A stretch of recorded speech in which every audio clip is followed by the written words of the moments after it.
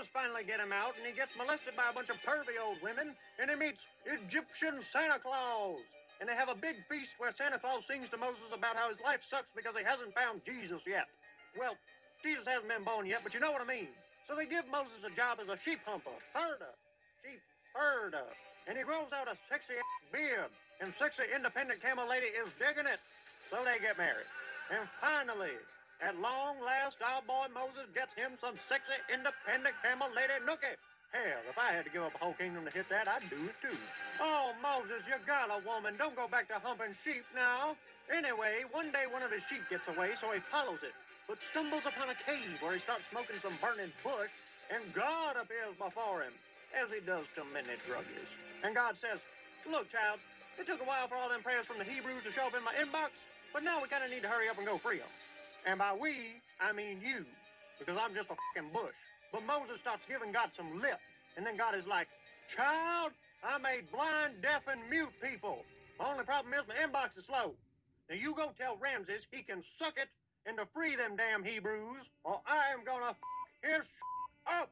So Moses decides that he cares about the Hebrews' freedom all of a sudden. Threats from God will do that to you. And he sets off with sexy, independent camel lady to go and straighten this mess out. So he goes to Ramses, and Ramses is happy to see him, and he hugs Moses, and he says, by the way, as of now, nobody ever saw Moses kill a man, you heard? And Moses is like, yeah, it's good to see you too, Ramses. By the way, whole reason I'm here, there's this God guy, and I'm sure Daddy told you I'm a Hebrew. But anyway, this God guy, he spoke to me, and he kind of demands that you... Let him go. And Ramses says, what? And Moses says, he demands that you... Let him go. And Ramses says, what? And Moses is like, look, he says that he demands that you let his people go, and he gave me this damn snake stick to prove you that he's real because he couldn't make it here himself because he's just a fucking fern. And Ramses is like, you telling me I dumb somebody? And Moses says, well, yeah, but then he threatened to blind me. So Ramses orders Timon and Pumbaa to sing Moses a song about how Moses' God isn't real because their gods are real, which is real. Let dumb. So once they're done, Ramses is like, let's talk in the crib. Okay, what you really want? And Moses is like, for you to free the Hebrews, fool. Look out on your kingdom. What you see? And Ramses is like, I see a better kingdom than that man who said I was going to suck at this job had. Damn hater daddy. And Moses is like, his job was killing babies, fool. You know what your problem is? You ignorant, just like your rich daddy. And then Lord Voldemort gets really pissed. And he says, well, if you thought them Hebrews was good at building before, they gonna get really crafty with it now. So one day, Ramses is out on his yacht, and Moses is like, Ramses. And Moses says, you gonna let them Hebrews go? And Ramses says, let me think about that. No, God's go get that hobo.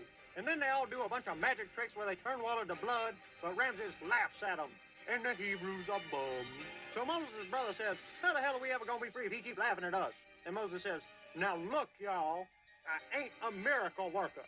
Now Ramses may take away your food, your children, and even your lives.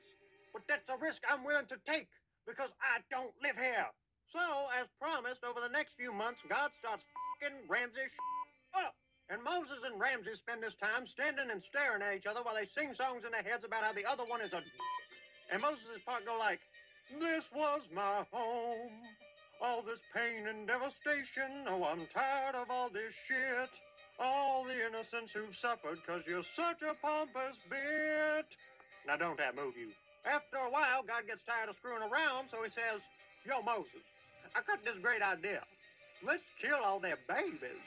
And Moses is like, well, it's not very original, but yeah, cool, I guess we could do that. So God flies his glowy ass through all of Egypt, and he kills a bunch of Egyptian babies just like Moses' rich daddy, which includes Moses' nephew.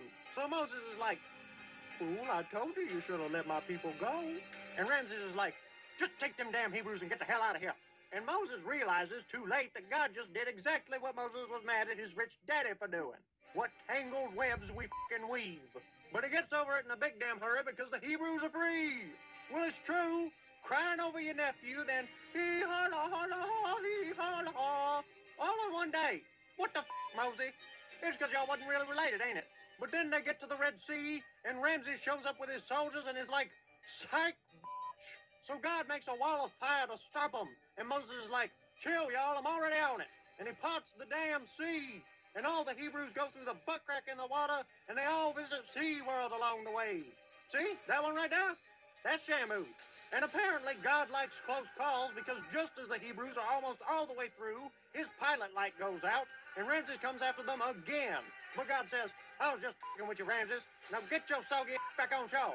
But now the Hebrews are really, really, really free. And they wandered the desert for something like 50 years. I don't know, I never read the Bible. But they don't show you that part because it's not inspirational.